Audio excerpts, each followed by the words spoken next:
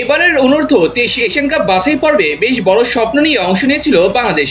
লক্ষ্য ছিল মূল পর্বে খেলার। সেই লক্ষ্য পূরণে বাহারাইনে অনুশীলন ক্যাম্প করার সঙ্গে প্রীতি ম্যাচ খেলেছে যুবারা।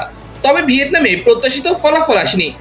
যে ফলাফল না আসার পেছনে কোচিং স্টাফের অদূরদর্শিতা এবং ভুল ট্যাকটিক্স অনেকাংশেই দায়ী। যেখানে জাতীয় দলে খেলার অভিজ্ঞতা থাকা একজন ফুটবলার এবং তাদের সঙ্গে ফাহমিদুল ইসলাম, কিউবা মিচেল, তানির শালিক, জায়ান আহমেদরা দলে ছিলেন, সেখানে তাদের নিয়ে সঠিকভাবে একাদশ সাজাতে ব্যর্থ হয়েছে বাংলাদেশ, যার সামগ্রিক ফলাফল বাছাই পর্বে গ্রুপের তৃতীয় স্থান থেকে বিদায় নিয়েছে বাংলাদেশ। তবে দলীয় সাফল্য না এলেও কিছু খেলোয়াড় ব্যক্তিগতভাবে দুর্দান্ত পারফরমেন্স করেছেন। শুরুতে আসবে মেহেদী হাসান শ্রাবণের নাম। গোলপোস্টে দুর্দান্ত পারফরমেন্স উপহার দিয়েছেন তিনি। 3 ম্যাচেই দারুণ সব সেভ দিয়েছেন শ্রাবণ। তার খেলায় উন্নতির সঙ্গে আত্মবিশ্বাস ছিল নজর কাড়ার মতো।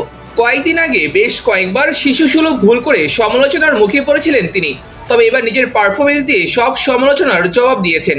তাই এবারের অনূর্ধ্ব-23 দলের অন্যতম প্রাপ্তি মেহেদী হাসান শ্রাবণের পারফরমেন্স। অন্যদিকে লেফট ব্যাক পজিশনে নজর কেড়েছেন জায়ান আহমেদ। যুক্তরাষ্ট্রের ইউনিভার্সিটি লিগে খেলা জায়ান 3 ম্যাচে ছিলেন শুরুর একাদশে। প্রতি ম্যাচেই বেশ ধারাবাহিক ছিলেন তিনি। ডিফেন্সিভ এবং অফেন্সিভ দুই ক্ষেত্রেই বেশ সলিড পারফরমেন্স দিয়েছেন এই ফুটবলার। আক্রমণ, বিল্ড আপ, ওভারল্যাপিং, ক্রসিং সব ক্ষেত্রেই নজর টেনেছেন তিনি। একই সঙ্গে ট্রানজিশন মোমেন্টে দ্রুত সময় নিচে নেমে ডিফেন্স সামলেছেন। তাই জায়ান আহমেদ আসছে অক্টোবরে জাতীয় দলে থাকার একটা বার্তা দিয়ে রেখেছেন। মিডফিল্ডে অধিনায়ক শেখ মোরসালিনও বেশ ভালো পারফরমেন্স করেছেন। সেন্ট্রাল মিডফিল্ড থেকে একের পর এক আক্রমণের সূচনা করেছেন তিনি। কিছুটা নিচের দিকে খেলায় নিজের ক্রিয়েটিভিটি বেশ দারুণভাবে কাজে লাগিয়েছেন তিনি। সিঙ্গাপুরের বিপক্ষে ম্যাচে তো অবদান রেখেছেন দলের 4টি গোলে। সতীর্থদের দিয়ে করিয়েছেন 3টি গোল। এরপর নিজেও পেয়েছেন জালের ঠিকানা। বক্সের বাইরে থেকে করেছেন নিজের ট্রেডমার্ক গোল। এর আগে নিজেদের অর্ধ থেকে বল নিয়ে প্রতিপক্ষকে বোকা বানিয়ে তার দুর্দান্ত রান সবার নজর কেড়েছে। তাই শেখ মোরসালিনের পারফরমেন্স অবশ্যই কৃতিত্বর দাবিদার। আক্রমণভাগে ফাহমিদুল ইসলামও নজর কেড়েছেন। যদিও ইয়েমেন ম্যাচে আক্রমণাত্মক মনোভাবে হয়েছিলেন আলোচিত সমালোচিত, সমর্থকদের একটা বড় অংশ তাকে ধরে নিয়েছিল ওভাররেটেড। অথচ সে ম্যাচেও বেশ কিছু সুযোগ তৈরি করেছিলেন তিনি। এরপর শেষ ম্যাচে তো বক্সের বাইরে থেকে দুর্দান্ত এক গোল করে সব সমালোচনার জবাব দিয়েছেন।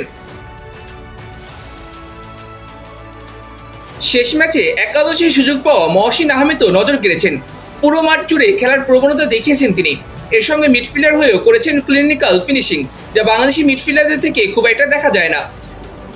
এছাড়া রিমন হোসেনও বেশ ভালো করেছেন, যদিও তার মাঝে ধারাবাহিকতার একটা স্পষ্ট অভাব ছিল। তবে সামগ্রিকভাবে তার মাঝে উন্নতির ছাপ রয়েছে। তবে কিউবা মিচেল ও তানির শালিককে পর্যাপ্ত সুযোগ না দেওয়ায় রয়েছে আক্ষেপের জায়গা। কিউবা মিচেল প্রথম ম্যাচে 45 মিনিট এবং শেষ ম্যাচে খেলেছেন মাত্র 5 মিনিট। অপরদিকে তানির শালিককে সেভাবে ব্যবহার করেনি বাংলাদেশের কোচিং স্টাফ। হেড কোচের ভূমিকায় সাইফুল বারী টিটু থাকলেও অসুস্থতার কারণে তিনি ছিলেন না ডাগআউটে।